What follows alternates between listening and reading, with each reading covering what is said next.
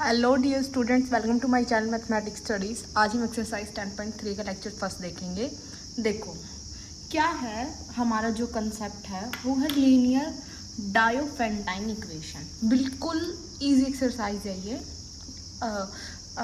दूसरी एक्सरसाइज से बहुत इजी है, ठीक है। कुछ नहीं है इसमें, जो हमारी थ्योरम्स है वो भी बहुत इजी है और क्वेश्चन तो एक समझ लिया तो सारे आगे ऐसे हैं। मतलब बिल्कुल आसान एक्सरसाइज है, बिल्कुल फ्री माइंड से तुम पढ़ोगे इसको, ठीक है। अब सबसे पहले हम ये देखेंगे कि लीनियर डायोफेंटाइन इक्वेशन क्या होती है। ये तो अब समझेंगे क्योंकि इसके ऊपर ही हमारी जो एक्सरसाइज है।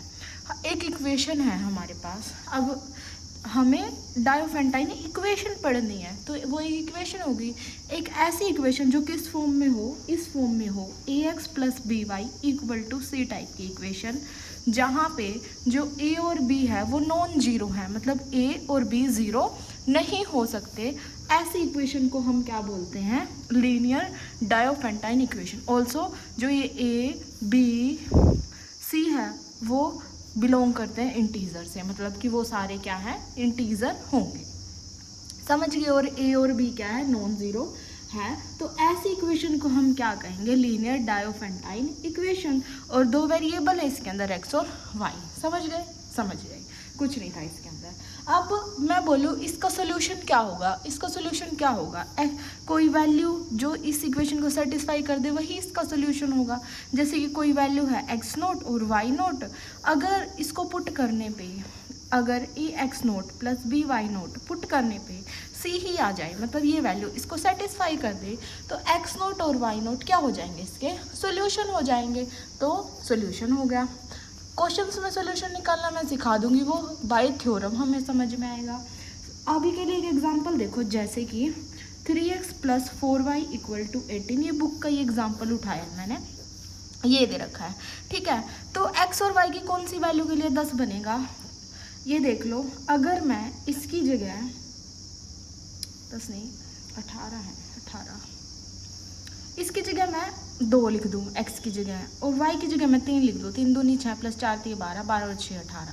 मतलब x की वैल्यू 6 है और y की वैल्यू 12, इसका मतलब 6 और 12 सोल्यूशन है इसका। ये 6 और 12 एक तरीके से क्या हो गया? X note Y naught. तो मैं जनरल बोल रही थी, वरना तो कोई मैथ की टर्म आएगी, कोई नंबर आएगा, वो 6, जैसे मैंने इस x की जगह 6 पुट किया, y की जगह 12 पुट किया, तो ये इक्वेशन को सेटिस्फाई कर गया ना। तो सेटिस्फाई कर गया तो वो इसका क्या हो गया? सॉल्यूशन हो गया। आई होप तुम्हें इतना समझ आ गया कि लीनियर डायोफेंटाइन इक्वेशन क्या होती है। ax plus B Y equal to C type की इक्वेशन को लीनियर डायोफेंटाइन इक्वेशन बोलते हैं, जिसमें ए बी नॉन जीरो होता है, ए बी सी इंटीजर होते हैं। एक्स और वाई की वैल्यू को कोई सेटिस्फाई कर देगा तो वो क्या हो जाएगा? उसका सोल्यूशन, ठीक है। अब थ्योरम देखो, देखो फर्स्ट थ्योरम क्या है? बहुत आसान है। लीनियर डायोफेंटाइन इक्वेशन है ax plus B Y equal to C. ये बोल रखा है कि लीनियर डायोफेंटाइन इक्वेशन दे रखी है, उसका सॉल्यूशन सिर्फ और सिर्फ तभी होगा जब a और b का जीसीडी c को डिवाइड करे। डिवाइड्स c, ए बी का जीसीडी c को डिवाइड करेगा तो इसका सॉल्यूशन होगा, और इसका सॉल्यूशन है तो वो डिवाइड करेगा। मतलब ये चीज़ लेके चलेंगे तो ये प्रूफ करनी है, और ये लेके चलेंगे तो ये प्रूफ करना है। मतलब पहले नॉर्मल प्रूफ करेंगे, फिर उसका कन्वर्स प्रूफ करेंगे। पहले हम लेके चलते हैं कि इसका कोई सॉल्यूशन है, फिर और हम प्रूव करते हैं कि ए बी का जो जीसीडी है वो डिवाइड करता है सी को, ठीक है। ये प्रूफ करते हैं। तो जो गिवन इक्वेशन है हमारे पास वो है A X plus B Y equal to C. मान लेते हैं जो सोल्यूशन है एक्स नोट और Y nought, X equal to X note, Y equal to Y nought are solution of equation 1। मान लिया अगर ये है तो इसका मतलब एक्स की जगह एक्स नोट और वाई की जगह वाई नोट पुट करने पर जो इक्वेशन है सेटिस्फाई होगी, तो पुट कर दो A X note plus B Y note equal to C. ये हमारी सेटिस्फाई हो गई। अब ये बोला है जो जीसीडी है ए बी का वो डिवाइड करेगा सी को, तो लेट कर लो जो ए बी का जीसीडी है वो डी है, और मुझे प्रूफ क्या करना है? टू प्रूव, क्या प्रूव करना है मुझे? डी डिवाइड करे किसको? सी को, क्योंकि मैंने ये जीसीडी डी मानना है ना इसका, तो डी डिवाइड करे सी को, मुझे ये प्रूफ करना है, ठीक है।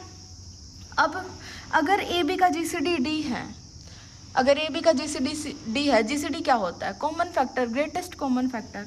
फैक्टर है तो वो ए को भी डिवाइड करेगा, वो बी को भी डिवाइड करेगा। तो GCD की डेफिनेशन ही ये होती है, अगर ये GCD है तो D divide A and D divide B। ठीक है, अगर 2 4 को डिवाइड कर रहा है तो 2 4 के मल्टीपल को भी कुछ को डिवाइड करेगा, तुम बोलोगे हाँ। तो D, अगर D A को डिवाइड कर रहा है तो D A X0 को भी डिवाइड करेगा। अगर D B को डिवाइड करते हैं तो D B इंटू Y0 को भी डिवाइड करेगा और इनके सम को भी डिवाइड करेगा, तुम बोलोगे हाँ। हाँ, तो फिर ये किसकी वैल्यू है इक्वेशन 1 से? X0 plus B Y0 C की, तो D डिवाइड C, और यही प्रूफ करना था, तो ये हो गया प्रूव्ड, हैंस प्रूव्ड। ये लेके चले थे कि इसका GCD ये है, सॉल्यूशन लेके चले थे और हमने प्रूफ कर दिया कि जो ये इसको डिवाइड करेगा, तो ये तो तुमने प्रूफ कर दिया। अब हमें क्या करना है, अब हम ये लेके चलेंगे कि जो इसका GCD है वो C को डिवाइड करता है, तो उसका कोई सॉल्यूशन होगा, वो हम करते हैं प्रूफ। तो जो इसका कन्वर्स है वो हम अब प्रूफ करते हैं। कन्वर्स देखो तो लेट D डिवाइड C, और जो D है वो क्या है? GCD ऑफ A भी है, तो तुम्हें पता ही है। तो हम लेकर चल रहे हैं कि जो D है वो C को डिवाइड कर रहा है। अगर D C को डिवाइड कर रहा है तो तुम्हें पता है by definition of divisibility C equal to D into कोई नंबर के, जो कि क्या होता है? Belongs to integer. तो C की वैल्यू D इंटू के कर सकते हैं, तो बोलोगे हाँ कर सकते हैं, तो हमने कर दी। ठीक है, फिर तुमने एक थ्योरम पढ़ रखी है चैप्टर नंबर 9 के अंदर कि अगर ए बी का GCD D है तो हमारे 2 नंबर एग्जिस्ट करेंगे, कोई भी K1 K2 P Q कुछ भी ले लो U V, तो वो एग्जिस्ट करेंगे और इसकी मल्टीप्लाई उस नंबर के साथ, इसके उस नंबर के साथ प्लस करके इक्वल टू GCD होता है। तो there exist P and Q belongs to integer. तो मल्टीप्लाई करो AP plus BQ equal to D, तुम बोलोगे हाँ ठीक है। अब हम क्या करेंगे, इस इक्वेशन के अंदर मल्टीप्लाई बाई K करूँगी, तुम बोलोगे कि मल्टीप्लाई बाई K क्यों? क्योंकि यहाँ पे कुछ K टाइप का दिख रहा है D के साथ, ताकि हम वैल्यू पुट कर सके, इसलिए मल्टीप्लाई बाई K। ठीक है, तो मल्टीप्लाई बाई K कर दिया, तुम बोलोगे कर दिया। तो A इंटू पी के प्लस B इंटू क्यू के इक्वल टू डी के, और डी के की वैल्यू क्या है? यहाँ से डी के की वैल्यू है C, तो यहाँ से मैंने पुट कर दी, क्योंकि स्पेस थोड़ा कम है इसलिए मैंने साथ के साथ पुट कर दिया। क्या किया? K से मल्टीप्लाई किया और फिर यहाँ पे D के आ गया था, तो उसकी जगह मैंने वैल्यू के जो D के की वैल्यू C है वो कर दी यहाँ पे पुट। अब जो मेरी इक्वेशन है वो किस टाइप की है? AX plus BY equal to C type की। जब मैं x की जगह ये पुट करी और y की जगह ये पुट करी हो तो इक्वेशन सेटिस्फाई कर रही है। इसका मतलब क्या है? x equal to P K and y equal to Q K is a solution of this equation. और मुझे यही प्रूफ करना था कि अगर d जो ए बी का GCD है वो C को डिवाइड कर रहा है तो उसका सोल्यूशन होगा। ये मैंने प्रूफ कर दिया। और पहले क्या था? अगर सोल्यूशन है तो डिवाइड करेगा, ये भी मैंने प्रूफ कर दिया। तो ये नॉर्मल थी, ये इसका कन्वर्स था, ये प्रूफ मैंने कर दिया है। ये तुम्हें समझ भी आ गया हो, क्योंकि इसमें कुछ ऐसा अलग नहीं है जो तुमने पहले ना कर रखा हो। ऐसे ऐसे थ्योरम मैंने बहुत करा लिया है तुम्हें, तो तुम्हें आ भी गई होगी समझ में। अगर तुमने सारी वीडियो देखी है शुरू से अंत तक तो तुम्हें आ गया होगा समझ में, कुछ ऐसा था नहीं इसमें। तो ये थी आपकी थ्योरम नंबर 1। अब देखो थ्योरम नंबर 2, ये भी बहुत ईजी थ्योरम है, कुछ भी नहीं है, कुछ वैसे ही है इसमें भी। जैसे जो कंसेप्ट पिछली में यूज़ हुआ है वैसा कंसेप्ट ही यूज़ होगा। देखो 2 इंटीजर्स हैं A और B, रिलेटिवली प्राइम है। रिलेटिव प्राइम का मतलब तुम्हें पता है, रिलेटिव प्राइम का मतलब क्या है? को प्राइम का मतलब क्या है? जिनके बीच कुछ कॉमन ना हो, मतलब सिर्फ 1 कॉमन हो, मतलब कि जिनका GCD 1 हो। रिलेटिव प्राइम का मतलब क्या होता है? GCD 1। 2 इंटीजर A और B रिलेटिव प्राइम है तो इसका मतलब उनका GCD 1 है। ठीक है, इफ़ एंड ओनली इफ इनका GCD 1 सिर्फ और सिर्फ तभी होगा अगर linear Diophantine equation x plus B Y equal to 1 has a solution. मतलब कि इनका GCD 1 होगा तो हमें प्रूव करना है इनका एक सोल्यूशन होगा, और इसका एक सोल्यूशन होगा तो हमें प्रूव करना है इसका GCD 1 होगा। ये हमें थ्योरम देखनी है। तो पहले हम ये लेकर चलते हैं कि हमारे पास एक इक्वेशन है x plus B Y equal to 1 और इसका सोल्यूशन है, और ये प्रूव करते हैं कि जो GCD है ए बी का वो 1 होगा। ax प्लस बी वाई अगर 1 है और उसका कोई सोल्यूशन मैं मान रही हूँ कि इट हैज़ अ सॉल्यूशन। तो x की जगह x नोट और y की जगह y नोट पुट कर देते हैं, तो ax naught plus by naught equal to 1 हो गया। इक्वेशन नंबर 1 मान लो, ठीक है, मान ली इसका सॉल्यूशन है ये सॉल्यूशन हमने लिख दिया। अब मुझे क्या प्रूफ करना है कि जीसीडी ऑफ ए बी है ना वो 1 है, ये मुझे प्रूफ करना है। तो GCD of A B 1 proof करना है, तो मैं लेट कर लेती हूँ। जो ए बी की जीसीडी है वो डी है, तो मुझे प्रूफ क्या करना है, डी की वैल्यू 1 आ जाए, ये प्रूफ करना है। अगर ए बी की जीसीडी डी है तो डी डिवाइड करेगा ए को बी और डी डिवाइड करेगा बी को भी, ये हर एक क्वेश्चन में बात आती है। अगर डी ए को डिवाइड करा है तो D A into X naught को डिवाइड करेगा, और बी को करा तो इसको, फिर इसके सम को भी करेगा। इतना तुम्हें आता ही है। फिर जो ये वैल्यू है वो किसकी वैल्यू है, 1 की। डी 1 को डिवाइड कर रहा है, 1 को कौन डिवाइड कर सकता है, सिर्फ वो खुद। इसका मतलब क्या है, इसका मतलब ये है कि जो डी की वैल्यू है वो 1 है। डी की वैल्यू 1 मतलब जो जीसीडी है ए बी का वो 1 है। और यही मुझे क्या करना था, प्रूफ करना था कि अगर इसका एक सोल्यूशन है ना, अगर इसका एक सोल्यूशन है तो जो जीसीडी है वो 1 हो जाएगा। तुम बोलोगे ठीक है। अब हम इसका करेंगे कन्वर्स पार्ट। कन्वर्स पार्ट क्या करेंगे कि अगर जीसीडी 1 है तो उसका एक सोल्यूशन होगा। अब सिंस जो ए बी का जीसीडी है वो 1 है, ठीक है, तो मुझे सोल्यूशन एग्जिस्ट कराना। अगर जीसीडी का जो ए बी का जीसीडी 1 है तो there exist 2 integers p and q such that, किस तरीके से, a into P plus b into Q equal to 1। तुम बोलोगे हाँ ठीक है। अब गिवन इक्वेशन कुछ ऐसी है, ax plus B Y equal to 1 type की, ax plus B Y equal to 1 type की। इसका मतलब क्या है, x की वैल्यू p है और y की वैल्यू q है।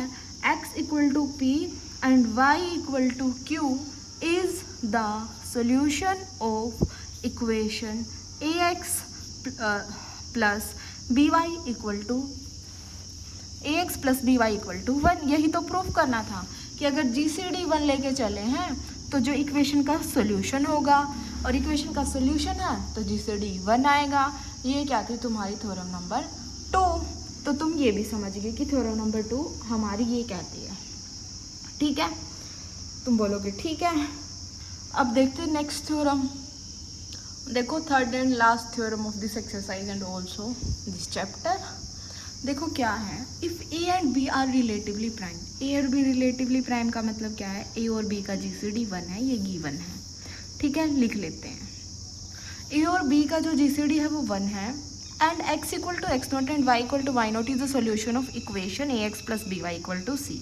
तो जो ये डायोफेंटाइन इक्वेशन है इसका सोल्यूशन ये दे रखा है। Then all solutions are given by, जो बाकी के सारे सोल्यूशन हैं वो इस तरीके से हम लिखेंगे, for all integral value of के की हर एक वैल्यू के लिए बाकी सारे सोल्यूशन इस तरीके से लिखे जाएंगे। ये हमें दिखाना है, प्रूफ करना है एक तरीके से। तो ये हमें पता है कि रिलेटिव प्राइम है, तुम बोलोगे हाँ दे रखा है। फिर एक इक्वेशन और दे रखी है Diophantine A X plus B Y equal to C. फिर ये दे रखा है कि एक्स नोट और वाई नोट सोल्यूशन है इस इक्वेशन के, ये इक्वेशन 1 मान लो। एक्स नोट लिखना since x nought and y nought are the is the solution of equation 1, so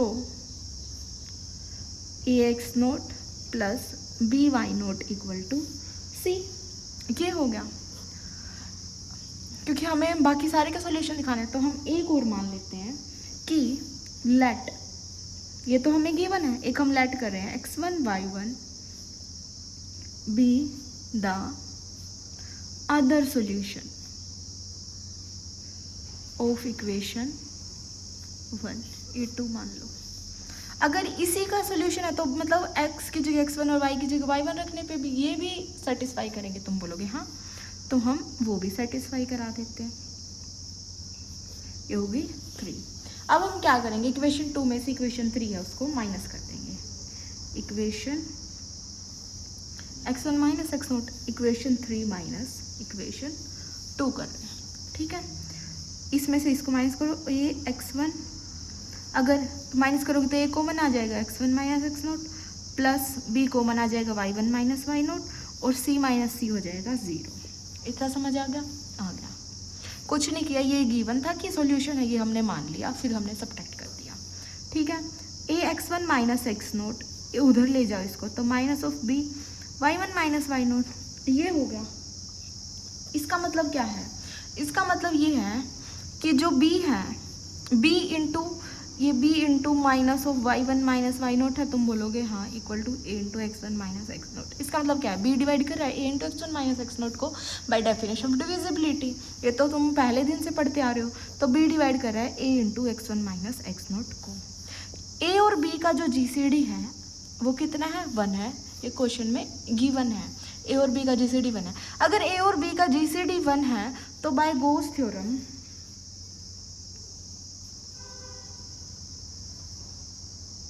b divide किसको करेगा? x1 माइनस एक्स नोट को। b divide x1 minus X naught को।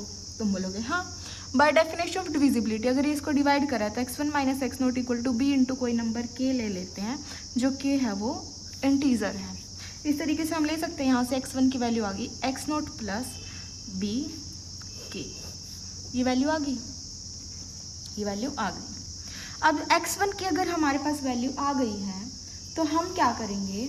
जो x1 की वैल्यू है वो करेंगे पुट। अब पुट कहाँ पे करेंगे? यहाँ पे इक्वेशन 4 मान लो,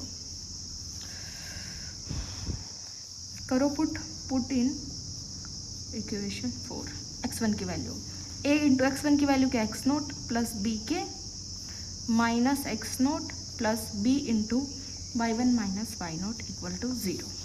एक्स नोट से X nought cancel, a b के ये minus b into y1 minus Y note, ये हो गया था। b से b कैंसिल, a के equal to minus y1 minus Y naught.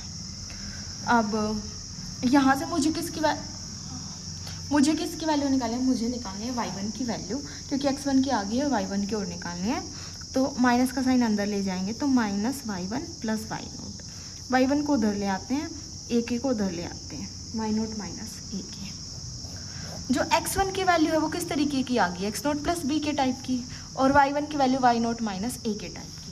तो यहाँ पे लिखते हैं x1 equal to X note plus b के, y1 equal to Y note minus a के। और मैंने क्या बोला था तुम्हें स्टार्टिंग में कि जो ये ले रहे हैं हम x1 y1, ये हम कोई अनदर सॉल्यूशन ले रहे हैं अपनी मर्जी से, ठीक है, ले रहे हैं। तो अब x1 y1 की जो वैल्यू आएगी वो हम इस इक्वेशन में पुट कर देते हैं, इक्वेशन नंबर 3 के अंदर, ax1 plus by1 equal to c के अंदर।